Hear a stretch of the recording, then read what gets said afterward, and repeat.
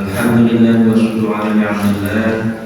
Pada kesempatan yang berbahagia ini di malam Ahad pada maghrib ini bertemu lagi dengan kami, insyaallah untuk membahas kitab Sullamut Taufik yang di dalamnya diantaranya masuk ke dalam fasal fima yujibul khusna. Jadi di antara syarat-syarat atau wajibnya yang masuk berkaitan dengan sholat, yakni mandi, ya, ialah bersuci dari hadas kecil maupun besar.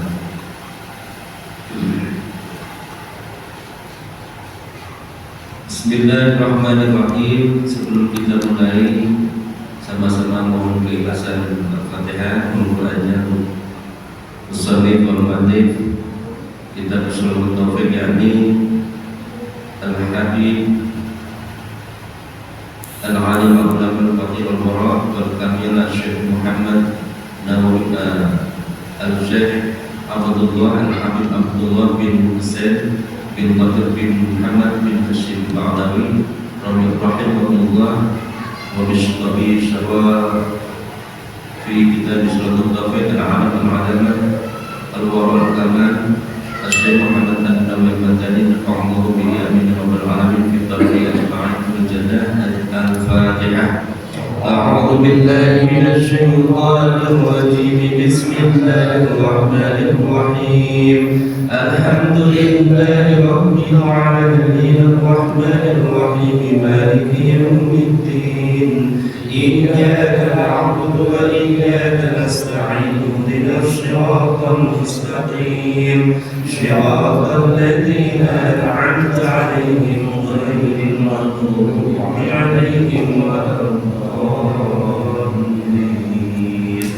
Rabbil ighfir wa lil mu'minina amin. A'udzu billahi minasy syaithanir rajim. Bismillahirrahmanirrahim.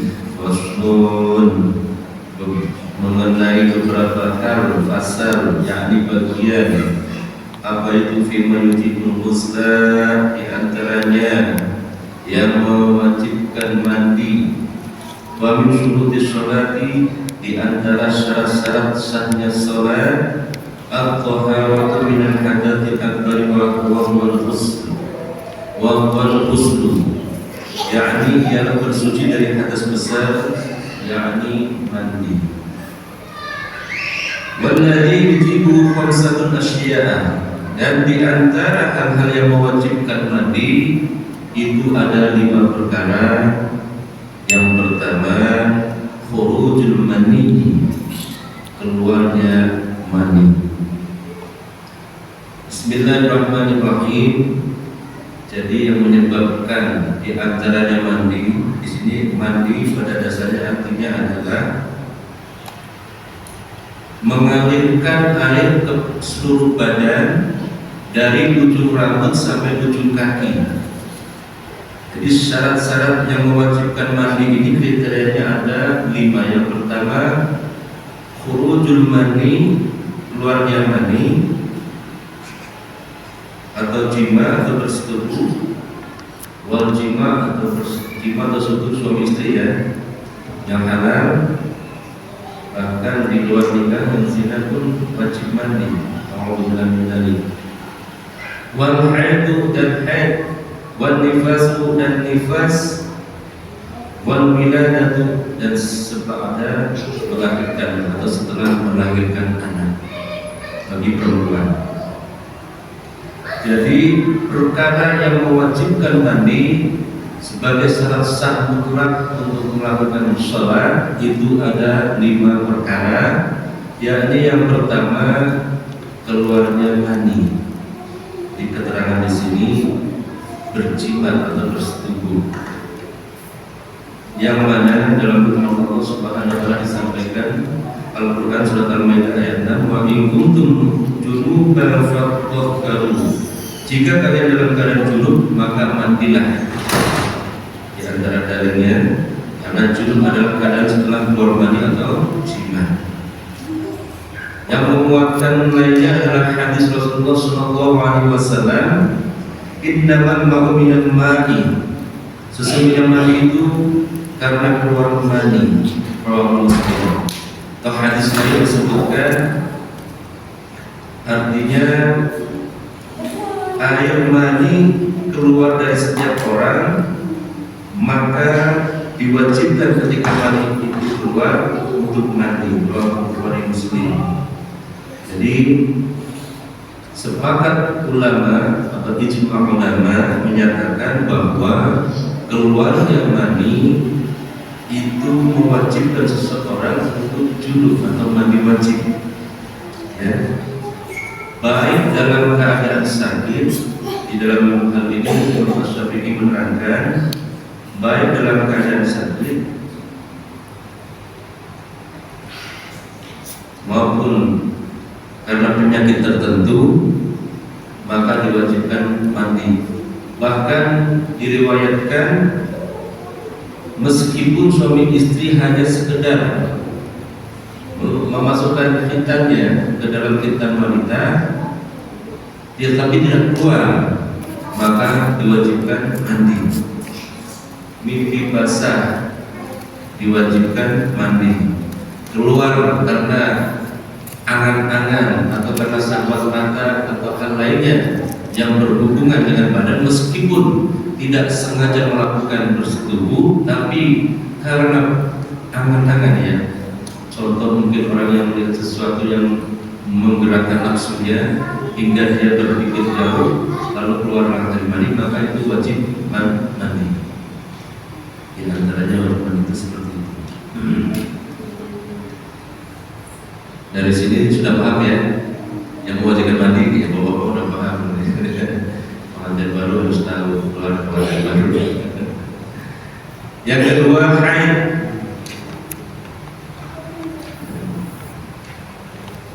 Yang kedua, haid bagi perempuan.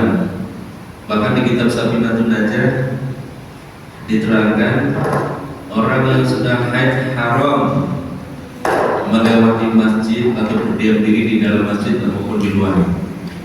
Ada pertanyaan, kalau keluar pokoknya kita ada latihan hadro, pokoknya ya di dalam masjid ada main gimana?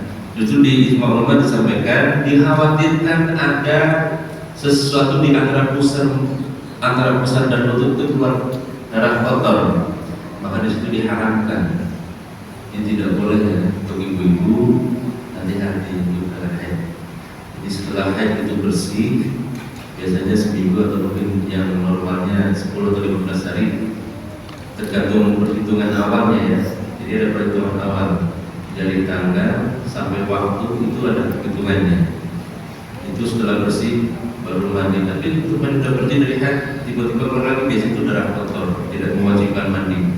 Jadi khusus yang keluar darah haid itu yang diwajibkan untuk mandi. Lagi wanita yang menstruasi wajib mandi agar suci kembali dan diperbolehkan untuk sholat. Tadi yang mungkin kita sudah teruskan, di antaranya berdiam di dalam masjid, mengajar masjid, atau bahkan dilarang menutup Quran. Di Safinatun Najah diterangkan masa Qurannya dilarang menutup Quran dan membawa Al-Quran. Itu orang yang haid. Yang pertama, keluar air mani sudah bertemunya. Jadi pertama keluar mani, ya. Yang kedua bersetubuh atau jima, ya. Maksudnya kedua kita, laki-laki dan perempuan, sudah masuk di situ. Jadi yang kedua adalah bertemunya kedua kita. Yang ketiga nifas, ya, darah nifas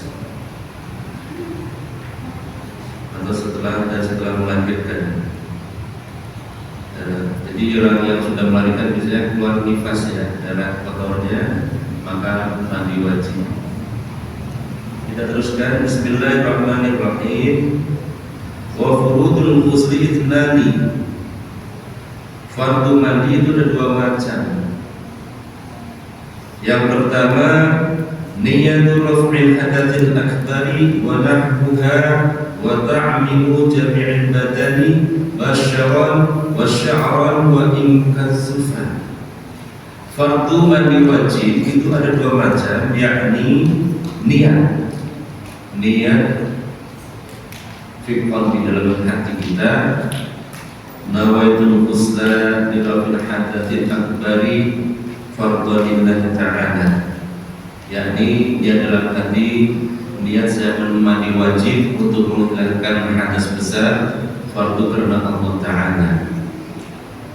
Yang pertama niat, lalu masukkan seluruh air ke badan dari kepala sampai ujung kaki, kulit dan rambutnya walaupun tebal, wasya'ran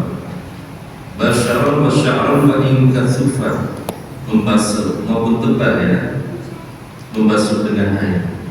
Jadi syarat sah mandi wajib yang pertama adalah niat yang dibarengi dengan perbuatan bifi'li. Jadi setelah kita keluar mani, haid, nifas, maupun wiladah, maka diwajibkan untuk mandi. Yang pertama kita niat, yang kedua ambil air yang mengalir atau lebih baik dari keran air ya. Kalau ada keran, kalau nggak ada, ayo nggak apa-apa. Tapi dari ujung rambut sampai ujung kaki harus kena semuanya. Pertanyaannya, kira-kira mata di dalam mata ini kena nggak? Harus kena nggak? Kira-kira termasuk aurat itu? Tidak termasuk aurat. Mata meskipun kita merem sudah sah, tapi yang di dalam hidungnya harus kena.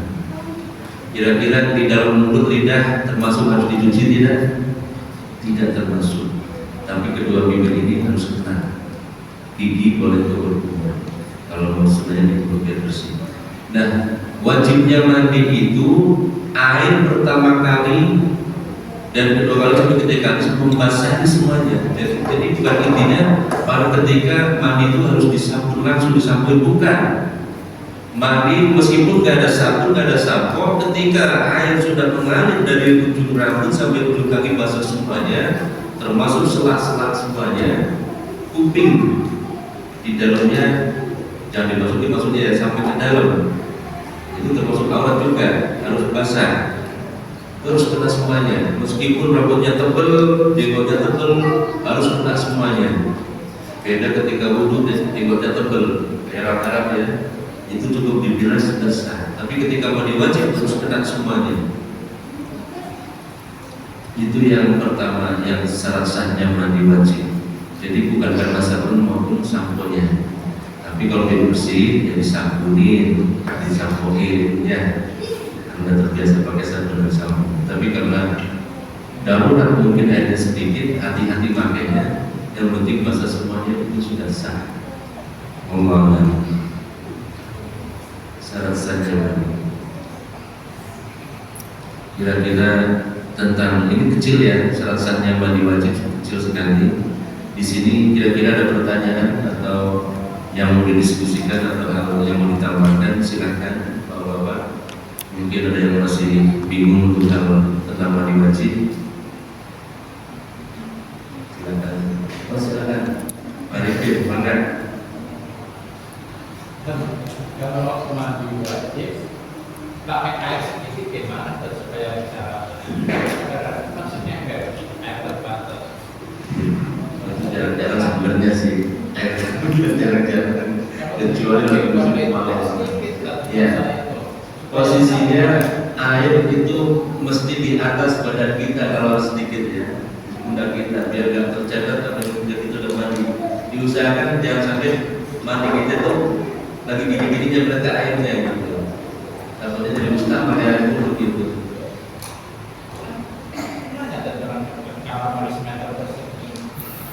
Jadi tapi agar di atasnya mengakalinya seperti itu Bu. Di atas. Iya. Jangan mandi gitu ya. Di agak jauh dikit.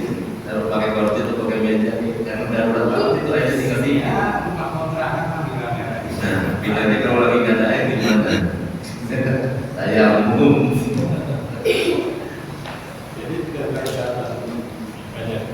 Iya. Baik kayu.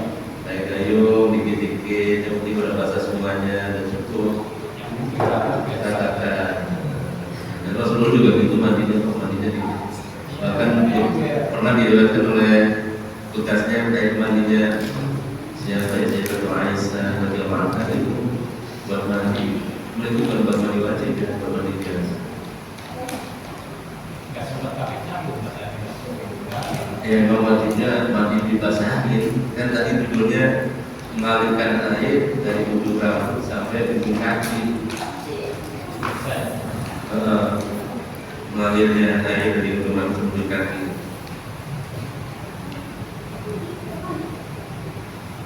Ya, ada pertanyaan lagi yang lain?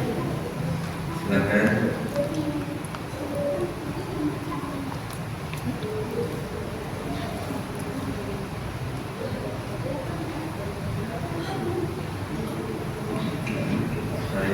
Masih bingung kan?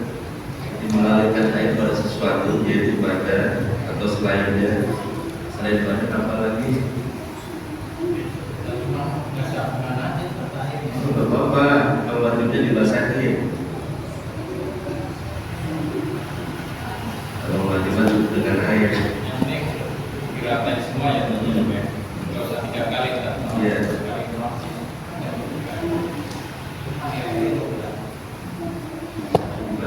Kayak mandi, pokoknya mandi wajib sama. Mandi juga seperti itu. Sahnya ketika awalnya. Kalau sudah anjuran lainnya itu sebenarnya tidak yang mewajibkan untuk mandi wajibnya itu hanya kayak disabuni ya, juga nggak diwajibkan. Kebanyakan airnya pun kan gimana niatnya? Kebanyakan air. Iya, cuma sekali. Oh dikali. Wajib ya. Niat ya sambil langsung gitu. Namanya dikali mah bebas. Kakinya dulu. Ini yang ngomongnya di kamar mandi atau di tempat mandi. Kalau air kali mah mau mandi di mana dulu juga bisa masuk semuanya. Kaki kita duluan juga urus itu langsung nggak ada masalah. Di kali mah kalinya kan ada terus kali terus gede, kan lebih dari 2 bulan itu mah bebas.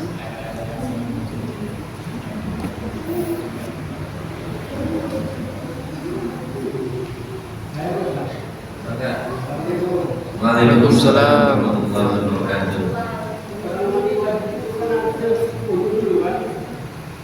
Kalau wudhu itu bukan wajib, sunnahnya. Ya, jadi pertanyaan bagus ya. Barangkali yang sudah berkeluarga, sudah melakukan hubungan jima, hubungan suami istri, tiba-tiba ketiduran, bangun, sebelum bangun itu dianjurkan dulu. Takutnya makan minum itu kan jadi hukumnya jadi makruh ya, jadi makan bahan yang minum ya, tidak baik. Jadi ada fadilah bukan dalam hadis ya, tapi ada riwayat dari ulama kita menyatakan ada hal yang kurang baik ketika orang itu masih punya junub atau belum mandi wajib, tapi sudah makan dan minum. Jadi ada keterangan mungkin dari segi hal kesehatan olahraganya. Jadi setelah suami istri berhubungan dianjurkan membersihkan lalu ambil air wudhu kalau memang belum mau mandi ya. Bahkan dianjurkan sebelum mandi wudhu dulu, dianjurkan sunnahnya. Ini pertanyaan bagus sekali Bapak yang saya sampaikan ya. Mungkin yang males mandi mau tidur wudhu dulu dah gitu. Namanya maut yang meninggal kita nggak tahu ya. Ada di sahabat Rasulullah seorang pengantin baru ketika itu namanya saya lupa, hendak perang jihad. Jadi malamnya itu pengantin baru malam pertama. Sebelum dia bicara kalau Rasulullah saya mau ikut berperang ketika itu dia akan dulu sebelum mandi. Pada saat itu juga ketika berperang Allah wafatkan di Ahlul Jannah. Beda kalau dia mau pergi itu belum mandi junub ya, hati-hati. Namanya orang meninggal itu kan kapan waktunya? Iya. Yang punya junub ya, hendaknya buru-buru kalau keluar ya, sebelum aktivitas lainnya. Kalau memang keadaan awalnya dingin banget lah, dan makan ngantuk lah, bisa bapak-bapak gitu kan, ngantuk tidur. Diusahakan ya, karena wajibnya mandi itu. Kalau kita banyak malam kejadiannya, waktu subuh bingung itu harus mandi mau nggak mau. Karena ini rasanya melakukan sholat dalam mandi besar. Ini ada nawal memutuskan juga berada sebagai badi perwadi dan dikatakan. Ini antaranya perkara 5 perkara yang mewajibkan mandi. Di antara tadi keluar sperma,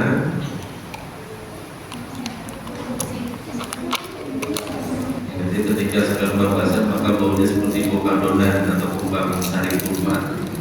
Ketika seperti kering maka baunya seperti putih telur arifin. Tidak usah diceritakan. Barangkali ada yang ingin bertanya lagi yang lain. Jadi yang pertama, kalau sperma bukan dikarenakan jima ya. Yang pertama ya, baik dari angan-angan maupun zina maupun orang mimpi basah. Yang kedua, suami istri yang berjima. Yang ketiga, haid. Yang ketiga, yang keempat, nifas. Yang kelima, wiladah. Nifas itu adalah kotor.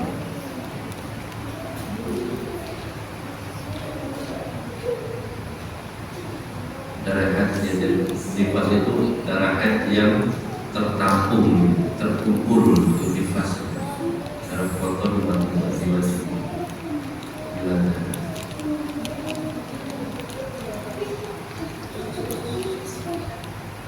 Ada lagi yang lain yang ingin bertanya? Silakan. Silakan. Waalaikumsalam warahmatullahi wabarakatuh. Air mandi. Apa perlu mandi atau hanya perlu dibaca dibersihkan dulu? Air mandi ya. Di sini tidak dibahas air mandi, tapi air mandi itu tidak wajib untuk mandi junub. Jadi itu semacam harus dibersihkan saja. Kalau merasa diri kita itu jijik, maka jadi najis air mandi itu. Ya, jadi harus dibersihkan. Tergantung kita pada gimana kalau mudi. Nah itu darah air yang keluar yang sebelum keluarnya air mandi ya, atau memang secara nggak sengaja maupun hal lain yang menyebabkan keluar air mandi itu cukup dibersihkan. Ada yang bilang sebagian ulama yang diwajibkan mandi karena itu dibersihkan karena najis ya, mereka diwajibkan mandi ya. Di sini yang diwajibkan cuma 5. Orang yang keluar sperma, orang yang berjima, orang haid, keluar darah haid, orang yang nifas, darah kotor yang tadi saya bilang, darah kotor dari haid, terkumpulnya darah haid, yang terakhir wiladah, orang yang baru melahirkan. Jadi untuk selain itu tidak wajib untuk mandi besar. Yang lain silakan. Paham di sini Pak ya? Alhamdulillah. Sore kalau saya sampai nanti masuk ke pasar lain, kayaknya waktunya nggak cukup. Insya Allah kalau ada kesempatan waktu sehat, waktu luar bagian ke-12 yakni kita merupakan salah satu syukur qadaratin dan wudu iwan muslim wa tayammumi wa fi arkan tayammum. Syarat-syarat kalau haram ya. Ini udah kayak membahas di kitab Safinatun Najah Pak Qadir, termasuk di bagian belakang Sulamun Tauhid kan dibahas juga dengan secara luas dan secara detail. Cuma tadi saya akan menjelaskan karena ini banyak anak-anak yang nggak usah dijabarin bentuknya sudah seperti apa banyak. Kira-kira kalau nggak ada yang bertanya mau ditutup ini. Ada yang mau ditanya gitu? Mas Imam? Barangkali ada yang ditambahkan. Ya tadi Bapak tadi saya belum sempat bilang tentang wudu. Alhamdulillah ditambahkan beliau, alhamdulillah. Maka upaya satu tentang keluar air mandi. Yang lain kalau tidak ada kita Kita tutup dengan pembacaan doa kafaratul majlis bersama-sama ya. Baik, bismillahirrahmanirrahim. Subhanakallahumma bihamdika asyhadu an la ilaha illa anta astaghfiruka wa atubu ilaik. Walhamdulillahi rabbil alamin. Mohon maaf kurang penyampaiannya, kurang lebihnya mohon dimaafkan. Akhirul kalam billahi taufiq wal hidayah. Wassalamualaikum warahmatullahi wabarakatuh.